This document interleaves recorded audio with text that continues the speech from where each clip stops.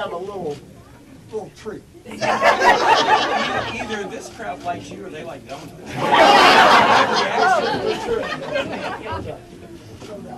Go ahead. Yeah, Jennifer, you want to start and hand it to me, and then I'll introduce?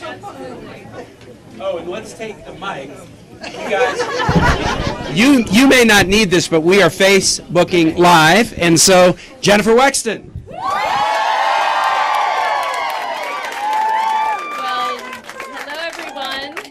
Thank you so much for coming out today in the rain. I'm Jennifer Wexton, and I'm going to repeal and replace Barbara Comstock.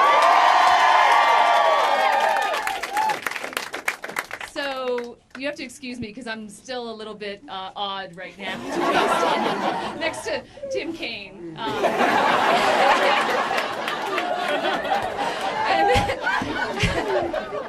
And President Obama, who of course is the person who inspired me to run for office in the first place.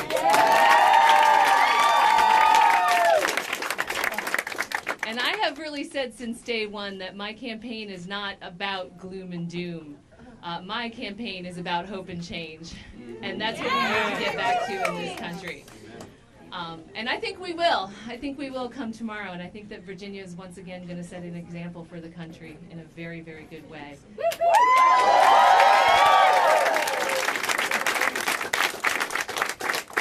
But we're not done yet. There are still doors that need to be knocked. There are still voters that need to be reminded just how important this election is.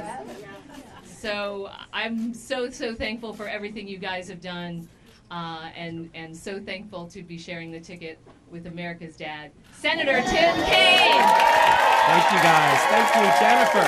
Isn't she going to be fantastic in Congress? I mean, she will be absolutely a rock star. Give her a big round of applause, Jennifer. This is so cool to be here with a wonderful friend, somebody we so admire. Just a few words before I hand it over to the president. He is trying to rest his voice a little, as you'll hear. He has been working so hard for so many candidates. But to be with all of you, I am accompanied by my fantastic wife, Ann, who's a great public servant. My mother, Kathy Kaine, and my dad, Al Kaine. Some of you know that my mom and my maternal grandparents and the president's mom and his maternal grandparents are from El Dorado, Kansas. When we first met in 2004 and we realized that we had that El Dorado connection, I mean, it's pretty much been a bond ever since. I'm also just thrilled to have the best campaign manager in the biz, Corinne Charles Dungo. And my son, Nat, is here somewhere out in the hall. And I just want to say, if you just show your face quick, Mr. President, of the many things I have to thank you about, your 2012 campaign introduced Nat to his now wife, Carly. They probably wouldn't have met had it not been for you. And we love our daughter-in-law, so we want to thank you for that. Lots going on. We hope to see a blue wave tomorrow night in Virginia and elsewhere. But even more than a blue wave, what this nation needs right now, what this world needs from us right now, is a wave of compassion, a wave of character, a wave of decency, love, community, caring, a wave of righteousness, a wave of justice. That's what's on the ballot tomorrow night.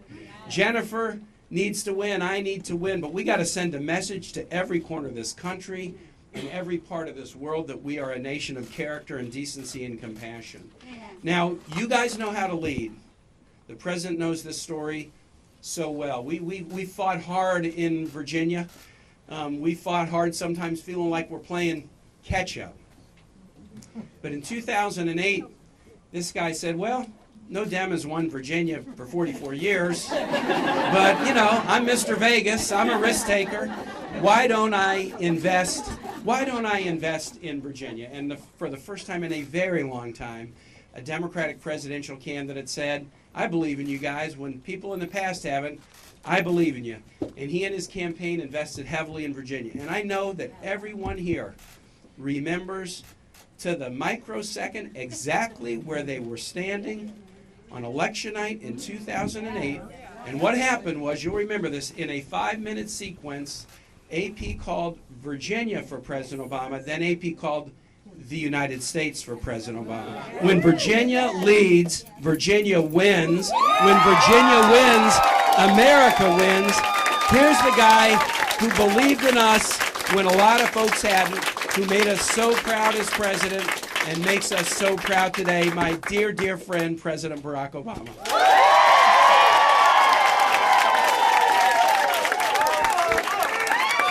Hello, everybody. So,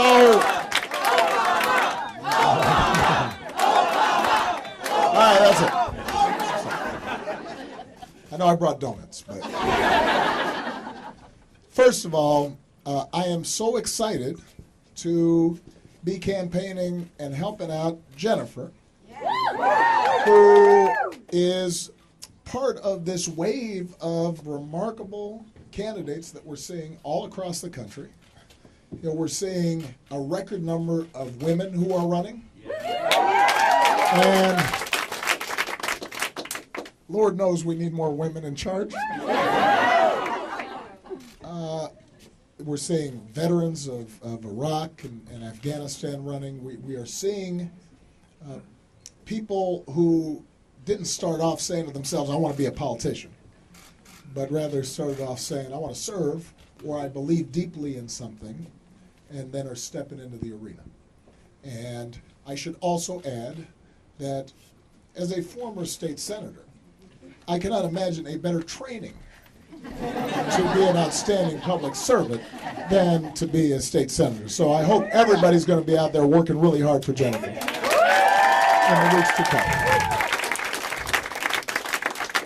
Second point is Tim's got it backwards when he says that I made a bet on Virginia.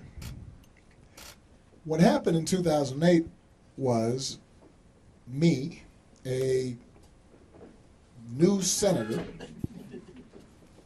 presumptuous enough to think maybe that I might run for president, announced, and Tim Kaine, a new governor, decides, against all political wisdom and against all odds, to be the first significant elected official outside of my home state of Illinois to endorse my candidacy for president. He didn't have to do it. I'm sure there were those who advised him not to do it.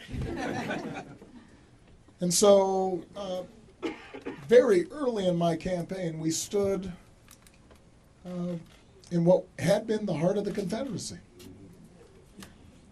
And Tim Kaine, a new governor, announced that he would support my candidacy to be the first African American president of the United States.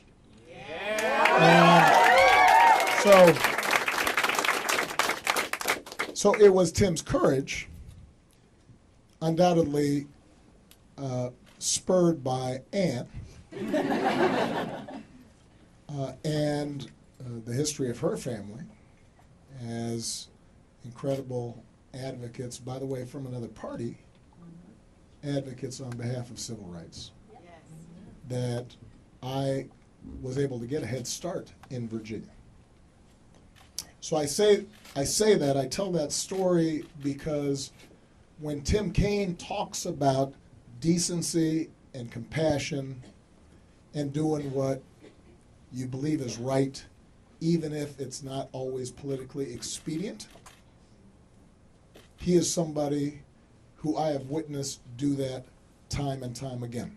Yes. And that is why I am so proud, not just to support him for an election, because that's part of my job.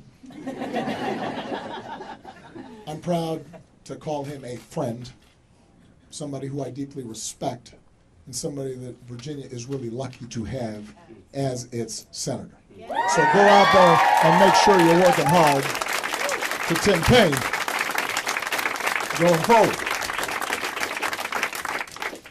Last point I'm going to make. You agree with me, Mom, about what I said? It's those Kansas roots.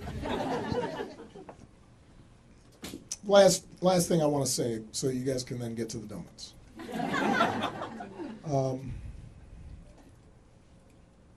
Part of the reason I wanted to come here was because I'm looking at all of you, and you remind me of me when I was your age.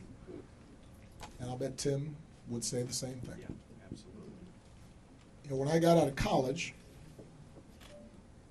I'd been kind of a goof-off up until about my junior year. And for some reason, I then kind of looked around and I realized, you know what, I shouldn't just live my life for me. It seems like the people I respect live their lives for some larger purpose. I didn't know yet exactly what that purpose would be. I didn't know exactly what that path would be. But I knew that I had to stop thinking it was always just about me. I had to figure out how do I hitch my wagon to something larger than myself. And so I got out of college and I'm looking around, and somehow I got this idea in my head that I'd be a community organizer, even though I didn't really know what that meant. But I knew I wanted to work in low-income neighborhoods, just like Tim decided he wanted to go and work in poor communities in Latin America. I think we were both compelled by this sense, you know, we've been given so much. We have such wonderful parents, and we have the benefits of this extraordinary education, and we've been born in this country in which folks of relatively modest means and obscurity can aspire to something bigger. We should use that to give back something. And so we were out there. I was out there, and half the time I didn't know what I was doing. And the people I was working with gave me probably more than I was able to give them. And I grew up, and I became a man, and I started feeling more responsible for the world around me, and whatever modest influence I had, I felt I had to use that to help a child get a better education, or help a poor family get better housing, or in some ways make this country a little bit more just, and a little bit more generous, and a little bit more kind, and a little bit more tolerant. Yes. And make sure that the best animating spirit of this country showed itself in our public lives. And that is what I carried with me all the way through my years as a state senator. That's what I carried with me when I got to the U.S. Senate. That's what I decided I was going to put a bet on when I ran in 2008.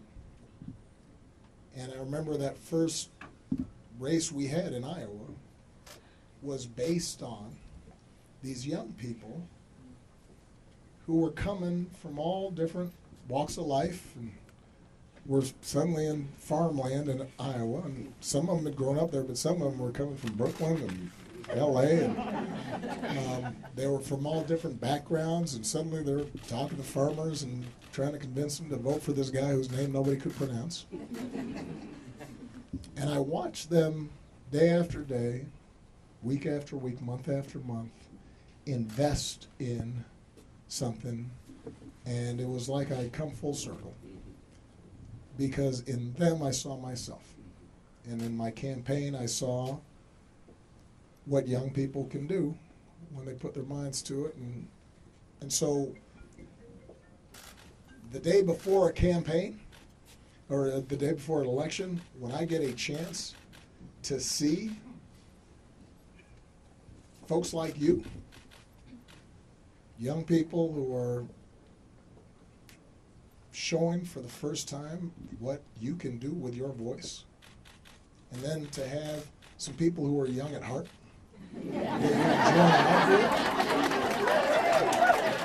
who are excited for the first time in a long time and are investing in, making their country better.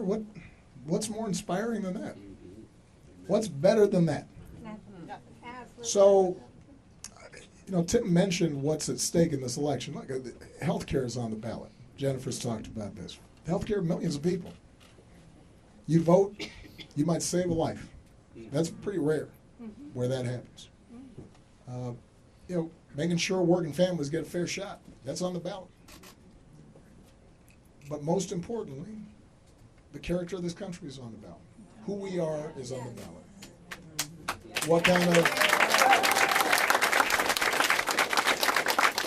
What kind of politics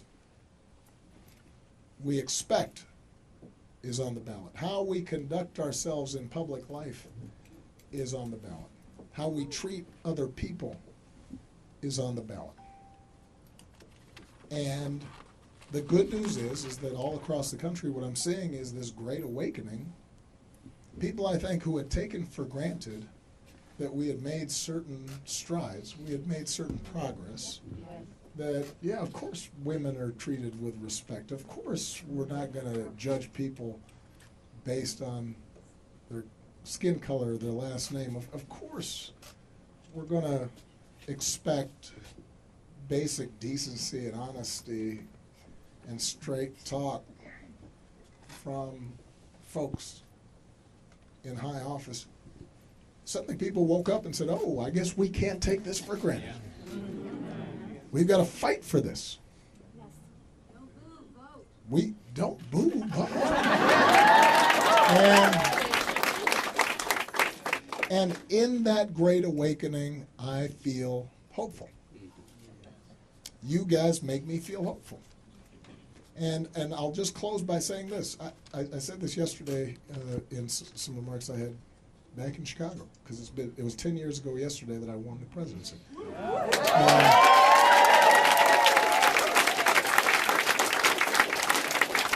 And Michelle and I have talked about this. One of the only problems of that glorious night, and we knew it, we could feel it. I remember talking to Tim about it, because Tim was there since he had been there from the beginning.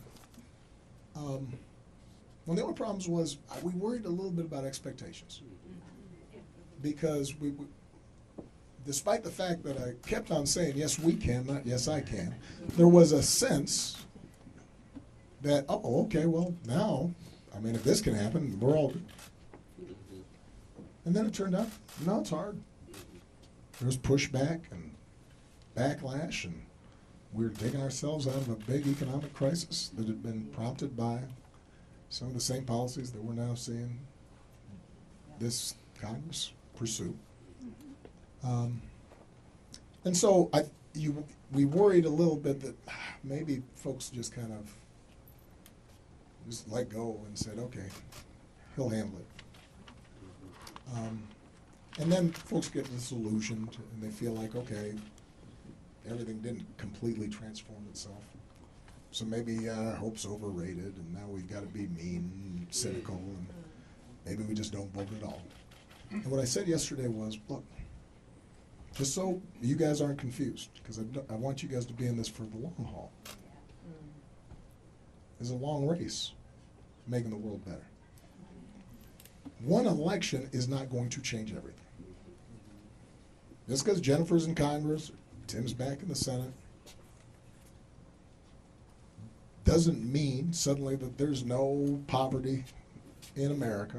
It doesn't mean that suddenly we're getting all the gun violence out of our schools or our places of worship. It doesn't mean that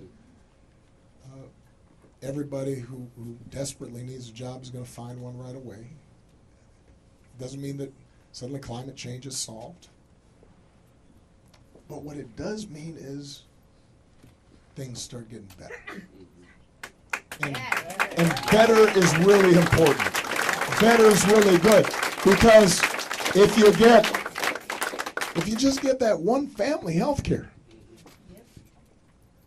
and maybe they don't have to sell their house to make sure a family member's okay. You don't know what that might lead to. That family could do amazing things. You get one guy who doesn't have a job, who suddenly, because of Tim's work or Jennifer's work, gets in a training program and gets a trade, and then comes back home and tells his kids, you know what, I got a job. And the kids suddenly see their dad with a sense of purpose and dignity from work.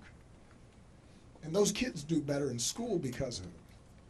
And then they launch careers, and they're raising families, and suddenly a whole generation's better just from one election. And you get enough of those things,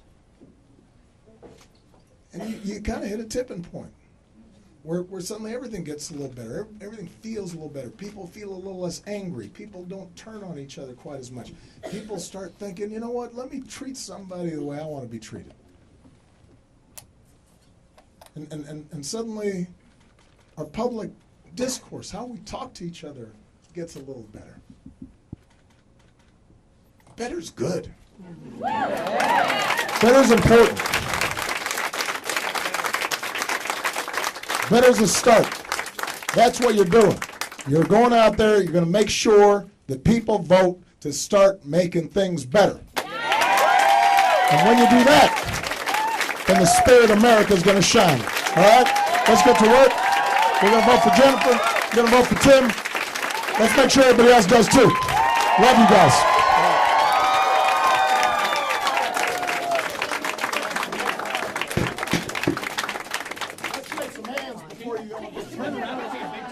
We're going to take a big picture. Everybody stand up. You guys all stand up. We'll turn around and